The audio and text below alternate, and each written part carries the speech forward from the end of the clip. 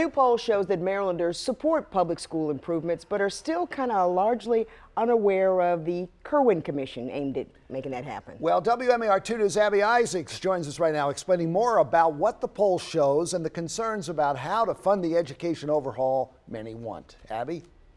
The Goucher Poll shows Marylanders are concerned about both education issues and their pocketbooks.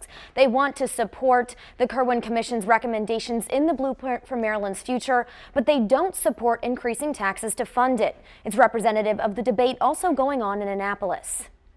We are the future! We are the future! The mighty, mighty future! From across the state, calls for public education improvements and the passage of the Blueprint for Maryland's Future, a bill based on the recommendations from the Kirwan Commission. We have a major educational overhaul happening in the state, getting pushed through the General Assembly. And what we find is, by and large, Marylanders are really behind some of the key components of the Kirwan Commission. According to a new Goucher College poll, most may not know the commission by name. They may not know they support it, but the results show when it comes to the initiatives, they do, like increasing job and vocational training, teacher salaries, and state funding towards public education. The Kirwan Commission recommends spending nearly $4 billion more annually on education by the year 2030. Governor Larry Hogan argues that fully implementing everything would cost $32 billion over those 10 years. The question, reflected in the discourse in Annapolis and in this poll, is how to fund it. Over half of the people surveyed said the overall amount of state taxes they have to pay is already too high. The conflict between sort of pocketbook issues and education issues, you're seeing that come together right now, and we have the rest of legislative session for the lawmakers to decide how exactly they are going to implement the recommendations of the Kirwan Commission.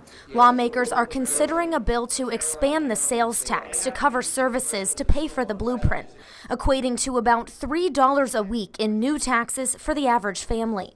We deserve to have the best schools in the country. Our kids deserve to have access to a great education. This is a way we can get there. It's not the only option, it's one option on the table. The poll shows most people don't support it. Hogan doesn't either. It is a tax on working families. It's a tax on single moms. It would destroy our economy. And since government should reflect the will of the people, I think it's a good thing that the same sort of debates we're having by our elected lawmakers in Annapolis, both those in the General Assembly and as well as Governor Hogan, are also what Marylanders really feel, sort of reflecting that public. Both the House and Senate versions of the bill are going through second readings with amendments expected. Goucher College will release a second poll overnight tonight, focusing on the upcoming presidential primary.